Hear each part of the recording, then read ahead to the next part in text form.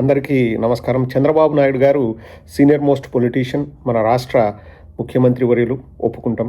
ఆయన వయసు 76 సంవత్సరాలు, ఒప్పుకుంటాం. ఆయనకు చాలా ఎక్స్పీరియన్స్ ఉంది, ఒప్పుకుంటాం. ప్రజలకు మంచి చేయాలి అనుకుంటున్నాడంటే ఒప్పుకుంటాం.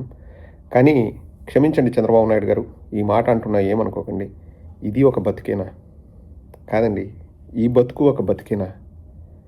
ఇప్పుడు కొత్తగా సోషల్ మీడియాలోకి ఎవరైనా పిల్లగాళ్ళు వచ్చేసి తొందరగా ఫేము నేము సంపాదించుకుందామని చెప్పేసి ఎడిటింగ్ వీడియోలు, క్రాప్డ్ వీడియోలు, లేకపోతే ఒక వీడియోలోంచి ఒక ఫోటోలు తీసి పెట్టి చూసారా సంచలనం అదవుతుంది ఇదవుతుందని చెప్పుకున్నారన్న అందులో అర్థం ఉంది. వాళ్ళు కూడా జాగ్రత్త పడతారు. కానీ 40 ఏళ్ళ ఎక్స్పీరియన్స్ ఉంది. నేను 16 సంవత్సరాలు ముఖ్యమంత్రిగా చేశాను, ప్రతిపక్ష నాయకుడిగా చేశాను, ప్రపంచాన్ని సృష్టించాను, కంప్యూటర్ నేనే కనిపెట్టా, డ్రోన్లు నేనే కనిపెట్టా, టెక్నాలజీ నేనే కనిపెట్టా అంటే మరి అంత పిచ్చిగా ఒక ఫోటోని చూపించి ఇదిగో చూడండి ఇలా జరుగుతుంది అని ఇంకా మాట్లాడుతున్నాడంటే ఇంకా దానికంటే దౌర్భాగ్యం, దరిద్రం ఏముంటుందండి? ఒకటి కాదు 3 వీడియోలు చూపిస్తాను. ఆ వీడియో లాస్ట్లో చూపిస్తాను, చివరి వరకు చూడండి నేనేం చెప్తున్నాను. కానీ 7 కొండలు కాదు 2 కొండలు చాలు అని చెప్పేసి రాజశేఖర రెడ్డి గారు జీవో తెచ్చారని మాట్లాడతారండి. ఇంకా మాట్లాడుతూ అక్కడ కూడా మత విద్వేషాలను రెచ్చగొట్టాలని అప్పట్లో పంచాయతీరాజ్ సెక్రటరీగా ఉన్న శామ్యూల్ గారు ఈ జీవో ఇచ్చారని చెప్తారు. కాదండి, ఇదే జీవోని చంద్రబాబు గారు అసెంబ్లీలో చూపిస్తూ మాట్లాడారు. నేను అడుగుతున్నాను, చంద్రబాబు గారిని అడుగుతున్నాను, పెద్దది చేసి చదవండి, మొత్తం చదవండి.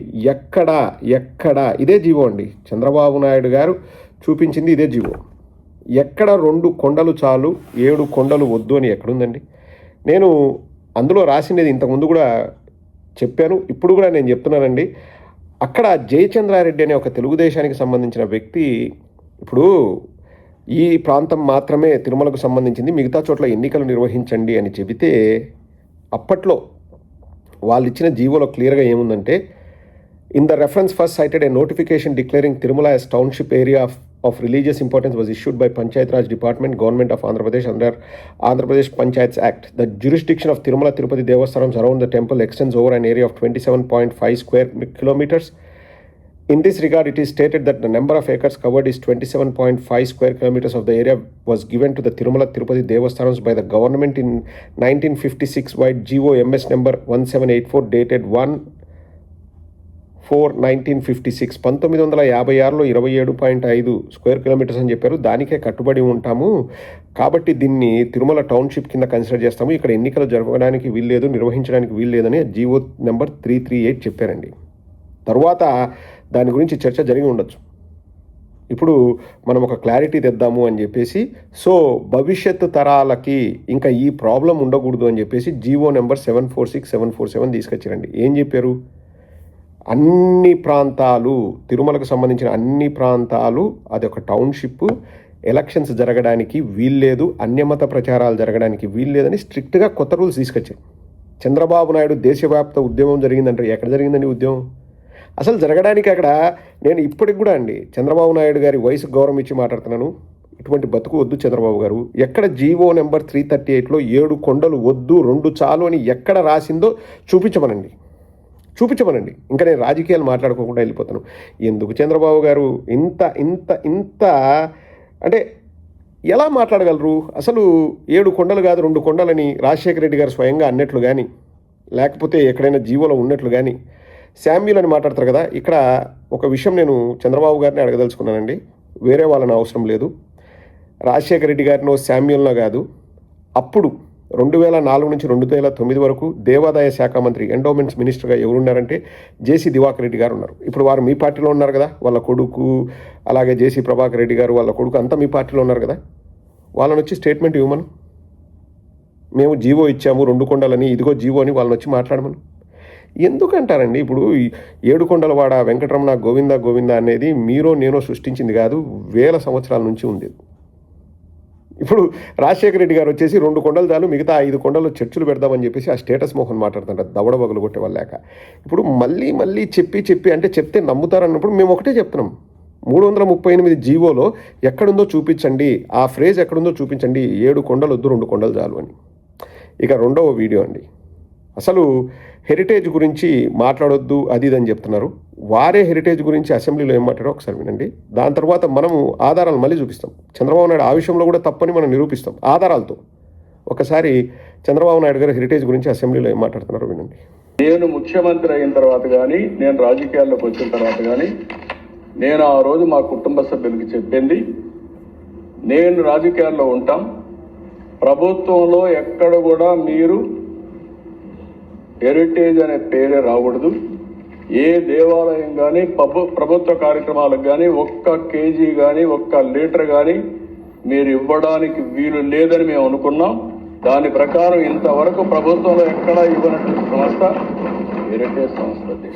ఎప్పుడు మేము ఒక్క కేజీ కూడా ప్రభుత్వానికి ఇవ్వలేదు. అసలు ప్రభుత్వ సంబంధించిన సంస్థలకు కానీ దేవాలయాలకు కానీ మేము ఎక్కడ కూడా నెయ్యిని అమ్మలేదు అని చెప్పారు. 11 జూన్ 2020 హెరిటేజ్ వాళ్ళు ఒక లెటర్ రిలీజ్ చేశారండి. చూశారు కదా, 11 జూన్ 2020 హెరిటేజ్ వాళ్ళ లెటర్ హెడ్డే కదండి. చదువుతాను వినండి. We are surprised to see in media today that Heritage supplied rupees 40 crores worth buttermilk to government of Andhra Pradesh. The total value of buttermilk supplied to Andhra Pradesh government and to a few temples during 2015-16 to 2019-20 was 1.49 crores only. The buttermilk supply orders were awarded to tender process by temple authorities on the occasion of important festivals like Brahmotsavam, Sri Ramanavami, Vaikunta Ekadasi, and most of the occasions the orders were shared with other companies' brands at same price. The total order was not given to any single company. The quantity required was distributed among the participating companies. Heritage Foods also participated in the online tenders of Andhra Pradesh Civil Supply Corporation for supply of ghee in 100 ml packs through NCDX platform during 2014-15, 2016-17 and secured total order worth 21.19 crores as L1 and supplied ghee to few districts. Kadapa in 2014-15, Prakasham, Nellore, Anantapuram and Kadapa in 2015-16, Kurnool, Chittoor and Krishna in 2015-16, Srikakulam in 2016 and 17. So, 100 ml నెయ్యి ప్యాకెట్లను ఎంత మొత్తానికి వాళ్ళు AP civil supplies corporation వాళ్ళకి ఇచ్చారు అంటే 21,19,00,000. Butter milk 1,49,00,000. So ఇవి ఇచ్చాము అని చెప్పేసి చూడండి.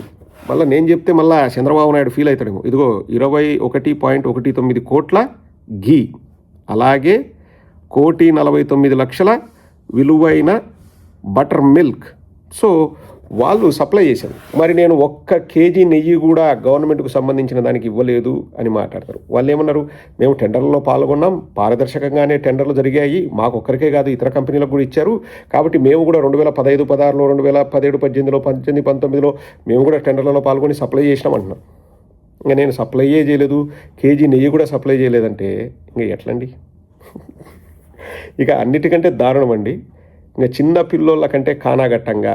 ఇంకా కానాగట్టం అంటే ఏంటంటే హీనంగా అని, మా కడప భాషలో కానాగట్టంగా అంటే ఏమరా నువ్వు ఇంత దరిద్రుడే, పందులు దునపోతుల కంటే కానాగట్టం కదరా నువ్వు అంటావు. అంటే ఏంది, కింద పొర్లుతున్నాడు అనుకో. ఎగ్జాంపుల్ చెప్తున్నా, కానాగట్టం అంటే హీనమని. సో చంద్రబాబు నాయుడు కొత్తగా సోషల్ మీడియాలోకి వచ్చిన పిల్లగాల కంటే కానాగట్టంగా ఒక ఫోటో చూపిస్తాడు. కిందనే వీడియో కూడా మీరు చూడండి. ఆ వీడియో ఎప్పటిదో ఆడ క్లియర్గా ఉంటుంది. ఇంకా దీన్ని బట్టి మీరు చంద్రబాబు నాయుడుని ఎలా ఊహించుకున్నా మీ ఇష్టం. ఇప్పుడు నాకు చంద్రబాబు గారిని క్షమించమని అడుగుతూనే ఇది ఒక బతికైన చంద్రబాబు గారు అని అనాలనిపించింది, నేను అన్నా. ఇంకా మీరు ఎట్లా ఊహించుకుంటారో మీ ఇష్టం. ఒకసారి చూడండి. చంద్రబాబు నాయుడు గారు ఒక ఫోటో చూపిస్తున్నారు, కనిపిస్తుంది కదండి. కింద వీడియో వస్తుంది, బాగా గమనించండి. వీడియో బాగా గమనించండి. ఇది వైవి సుబ్బారెడ్డి గారు సతీమణి. ఆవిడ బైబిల్ పట్టుకొని, అదే వీడియో, సుబ్బారెడ్డి గారు చైర్మన్. ఆవిడ బైబిల్ పట్టుకొని తిడుతుంది, సుబ్బారెడ్డి గారు వచ్చి ఇక్కడ టీటీడీ బోర్డు చైర్మన్ గా ఎలాంటి పనులు చేసే పరిస్థితికి వస్తారు. ఏదో వస్తువు అందుకోబోతూ తన చేతిలో ఉన్న బైబిల్ని విజయమ్మ గారు వైవి సుబ్బారెడ్డి గారి సతీమణికి ఇచ్చారు. ఎప్పుడైతే వారు తీసుకున్నారో ఆ బైబిల్ని, ఆ ఫోటో చంద్రబాబు నాయుడు అసెంబ్లీలో చూపిస్తున్నాడు. దాన్ని స్క్రీన్ షాట్ తీసుకుని, చంద్రబాబు గారు ఇది ఒక బతుకైన చంద్రబాబు గారు. ఇప్పుడు వాళ్ళు హిందువులు కాదనుకోండి, హిందువులని చెప్పుకొని ఉండాల్సిన అవసరమే ఉందండి. అంటే మన దేశంలో మనము హిందువులు కాకపోయినా ముస్లింలమైనా లేకపోతే క్రైస్తవులమైనా లేకపోతే జైన్స్ అయినా సిక్ అయినా వాళ్ళంతా హిందువులు అని చెప్పుకుంటేనే మనం బతకగలే పరిస్థితి ఉందండి మన ఇండియాలో. అంటే చంద్రబాబు ప్రకారం అంత దారుణమైన దేశమా మంది. ఇప్పుడు క్రైస్తవులు అనుకోండి, క్రైస్తవులు అని చెప్తారు, దాంట్లో తప్పేముంది. ముస్లింలు అయితే ముస్లింలు అని చెప్తారు, దాంట్లో తప్పేముంది. హిందువులు అయితే హిందువులు అని చెప్తారు, దాంట్లో తప్పేముంది. బైబిల్ పట్టుకొని తిరుగుతారు. ఇంకా ఆ లెక్కన చంద్రబాబు నాయుడు ఎన్ని ఫోటోల్లో అండి నెత్తి మీద ముస్లిం టోపీ పెట్టుకున్నారు, మెడలో సిలువ వేసుకున్నారు. అంటే ఇంక మీరు చేస్తే ఒక రకం, వేరే వాళ్ళు చేస్తే ఇంకో రకమా చంద్రబాబు గారు? మళ్ళీ ఒకటి అడుగుతానండి, నాకు ఇది మరీ అడగాలనిపిస్తుంది బాబు గారిని. ఇది ఒక బతికిన బాబు గారు, ఒకసారి ఆలోచన చేయండి.